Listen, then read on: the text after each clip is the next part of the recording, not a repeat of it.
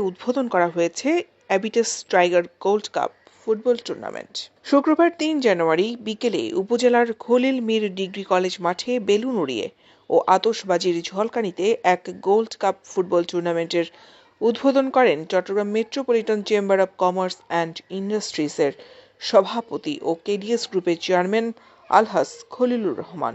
Tournament পরিচালনা কমিটির আহ্বায়ক এম ইদ্রিস চৌধুরী অপুর সভাপতিত্বে উদ্বোধনী অনুষ্ঠানে বিশেষ অতিথি ছিলেন আল রাফা ইসলামী ব্যাংক লিমিটেডের ভাইস চেয়ারম্যান আব্দুস সালাম, গাফফার নাহার ট্রাস্টের চেয়ারম্যান শামসুল আলম, আল রাফা ইসলামী ব্যাংক লিমিটেডের পরিচালক আহমেদুল হক। খেলার ধারা বর্ণনায় ছিলেন ধারাভাষ্যকার মোহাম্মদ আব্দুল মন্নান, চানহারি মণ্ডল ও খুদে ধারাভাষ্যকার মোহাম্মদ সাইফুদ্দিন।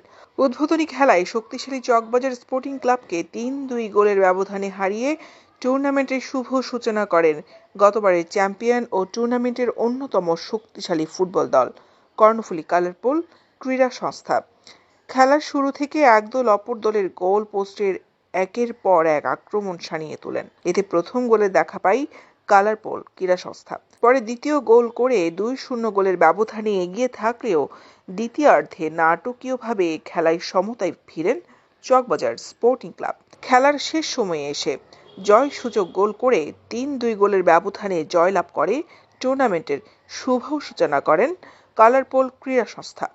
খেলায় ম্যান অব দ্য ম্যাচ পুরস্কার লাভ করে কালারপুল ক্রীড়া সংস্থার ১০ নং জার্সিধারী খেলোয়াড় মোহাম্মদ হাসান।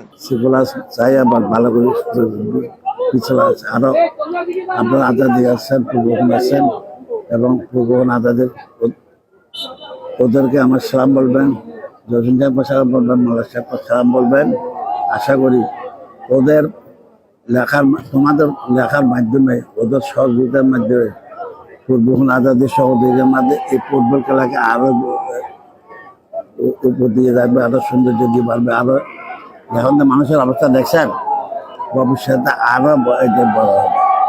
বড় হলে আমরা আরো বড় করার চেষ্টা করবো, সেই ব্যবস্থা মহান আল্লাহ রাব্বুল আলামিনের দরবারে হাজারো শুকরিয়া এবং আয়োজক কমিটি, আমার প্রাণপ্রিয় দর্শক ভাই, সাংবাদিক সহ যারা কমিটিতে এই খেলাটা নিয়ে আজকে আমাদের খেলার প্রক্রিয়া সংস্থা ফুটবল একাডেমির খেলা দেখতে আসছে, আমি সবাইকে খেলার প্রক্রিয়া সংস্থা ফুটবল একাডেমি পরিবারের পক্ষ থেকে শুভেচ্ছা ও অভিনন্দন জানাচ্ছি। দৈনিক আজাদী নিউজ ডেস্ক।